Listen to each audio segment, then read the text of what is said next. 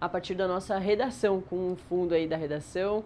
Ô Bus, muito bom dia. Para passar para você, eu e a Marília, a gente também agora nessa última parte está falando sobre essa Genial Quest que saiu de quarta para quinta, trazendo também um recorte sobre esse assunto do tarifaço. Mais uma vez, repetindo aqui, essa pesquisa foi feita antes do tarifaço ser concretizada, mas mesmo assim trouxe várias percepções interessantes para Lula e para Flávio Bolsonaro.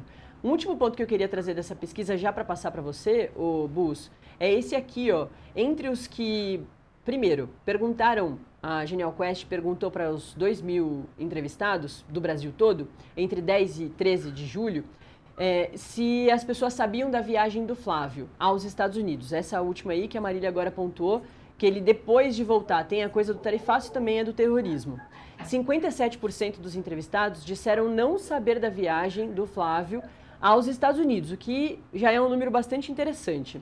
Mas para o restante que disse que sabia da viagem, ou seja, para a menor parte aí dessa porcentagem toda, entre os que sabiam da viagem, 58% acham que ele não tem força para convencer o Trump e o governo americano a rever as tarifas.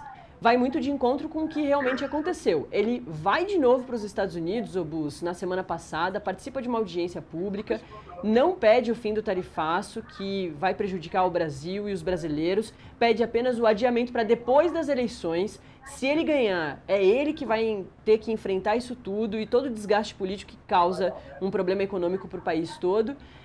E o Flávio Bolsonaro segue, e a família Bolsonaro segue sem querer derrubar a tarifa, né? Dessa vez não agradecendo os Estados Unidos pelo tarifaço, como fez lá no ano passado.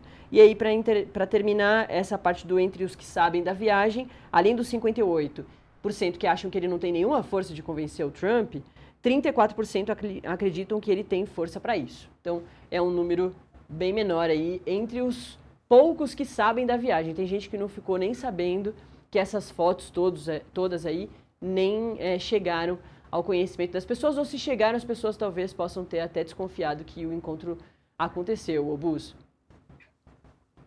Pois é, bom dia, Nath, bom dia, Marília, bom dia para quem está nos assistindo.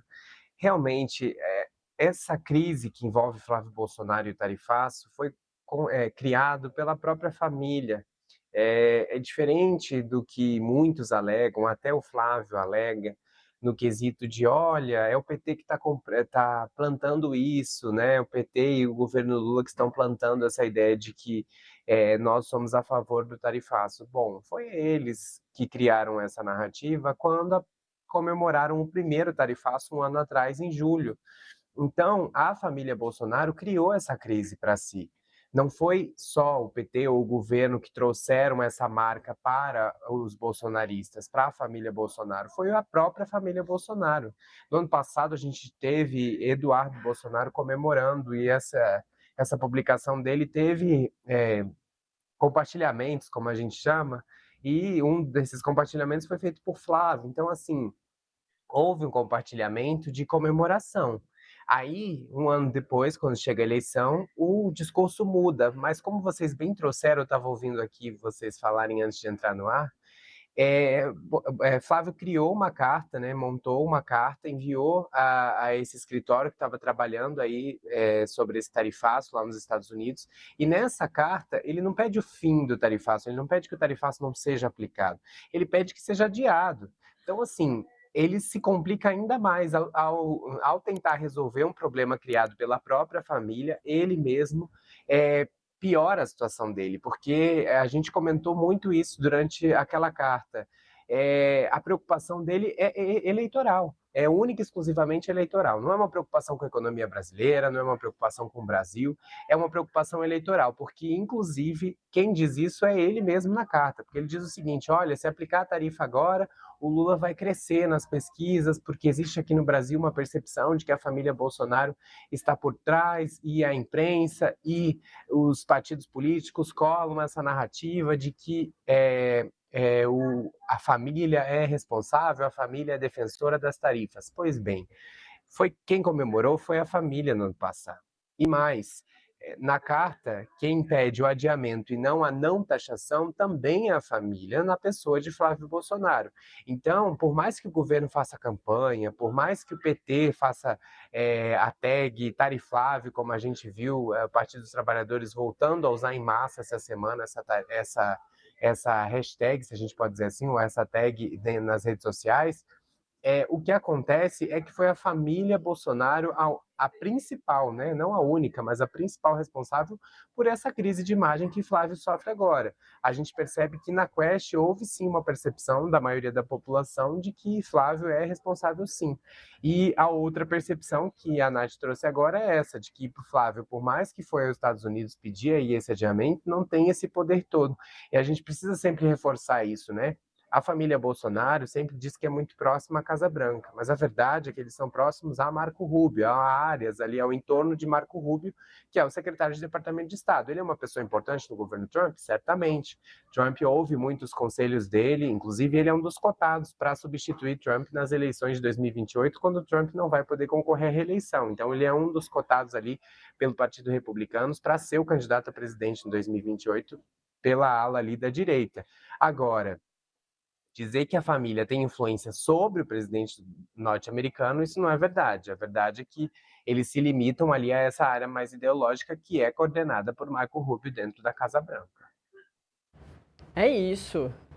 Essa história ainda vai dar muito o que falar, né? Eu tenho apresentado o programa do Reinaldo Azevedo, Marília e Bus, no lugar do Rafael Campos, e o Reinaldo tem passado aí esses dias todos também trazendo vários lados dessa história, desdobramentos, mas ele vem trazendo muito uma análise sobre a utilização do Flávio de todas as oportunidades que ele tem para, claro, melhorar a situação dele nessa pré-campanha, né? Agora em agosto vão começar as campanhas, tem antes as convenções que precisam confirmar todos esses pré-candidatos, mas, enfim, se for o Flávio mesmo, ele já está utilizando todas as oportunidades. Aí o Reinaldo pontua que a do tarifaço é muito ruim porque ele utiliza um país todo em prol dele mesmo, ou seja, não pede para o fim do tarifaço, mas pede o adiamento para depois das eleições. É muito claro que as eleições são o foco, portanto. E ele também pontua, o Reinaldo, o quanto o Flávio tem utilizado o pai, o Jair Bolsonaro, para tentar melhorar a sua situação também na campanha, na pré-campanha eleitoral, nesse quesito ali da carta, né? Que esse é um outro acontecimento importante dessa semana, que acho que também é interessante da gente comentar aqui. O Flávio Bolsonaro vai numa última visita ali, ele não sabia que seria a última, ao ex-presidente Jair Bolsonaro, que está na prisão domiciliar humanitária. Ele faz uma carta, Jair Bolsonaro, uma carta aos brasileiros, abre a carta se direcionando à nação, e aí o Flávio sai de lá e lê a carta em uma das suas redes sociais.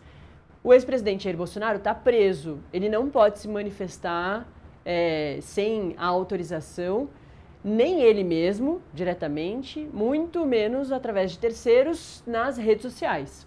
Isso levou o ex-presidente lá atrás, há um ano, né, à prisão domiciliar, antes mesmo do trânsito em julgado lá da trama golpista, e agora pode complicar a situação dele com a justiça. O que o Reinaldo pontua é que o Flávio está utilizando o pai pode voltar para Papudinha por causa disso tudo, mas para ele era muito importante ter o aceno do Jair Bolsonaro, então ele indo para a cadeia ou não, o que mais importa é o Flávio vencer as eleições. Começo com a Marília? Pode ser. Pode ser. Eu queria até depois saber se o Bus concorda e você também, Nath. A gente vê uma mudança de comportamento de Flávio Bolsonaro de quando ele anunciou ali que o ex-presidente disse que ele seria o candidato à presidência da República em dezembro do ano passado. Ele chegou a falar que seria um Bolsonaro moderado, um Bolsonaro vacinado, que tem filhas. E de lá para cá, muita coisa aconteceu, principalmente os holofotes que acabaram trazendo o Flávio Bolsonaro para o como protagonista de diversas situações, essas que você acabou de citar, tem tarifa, tem a carta, tem Michele Bolsonaro no meio disso, tem Daniel Worcaro, então tem tanta coisa que trazendo para cá, houve uma mudança de comportamento. A gente vê um Flávio Bolsonaro um pouco mais agressivo em relação às suas palavras, ele acaba falando muitos palavrões. A gente acompanhou depois da decisão do ministro Alexandre de Moraes, ele fez uma live, né, onde ele rebateu a decisão do ministro de suspender as visitas, uma live de mais de 1 hora de duração, com a bandeira atrás, ele falando alto, usando palavrões também para poder se referir a algumas situações. E ali a gente já vê uma mudança de comportamento, ele acenando um pouco mais para aquele público bolsonarista raiz, né, que acaba sendo chamado. Então, há uma mudança de comportamento de Flávio nesse momento, principalmente, Nath, por conta, de fato, né, as eleições já estão aí, agora os candidatos começam a fechar ali os seus palanques, é um momento também de muita atenção para os partidos, porque eles precisam montar palanques para os seus presidenciáveis, e a gente tem no meio disso tudo cadeiras que são muito importantes, como a do Senado Federal. Ali o PL tenta colocar ali vários representantes por conta dessas cadeiras do Senado. A própria Michele acaba sendo uma dúvida sobre esse assunto, né, aqui pelo Distrito Federal. Eu acho que a gente tem até uma entrevista da governadora do Distrito Federal, Celina Leão, que falou a respeito dessa candidatura de Michele para o Senado. Eu não sei se a gente pode chamar para poder acompanhar, eu acho que vale até a gente comentar também, né, Nath?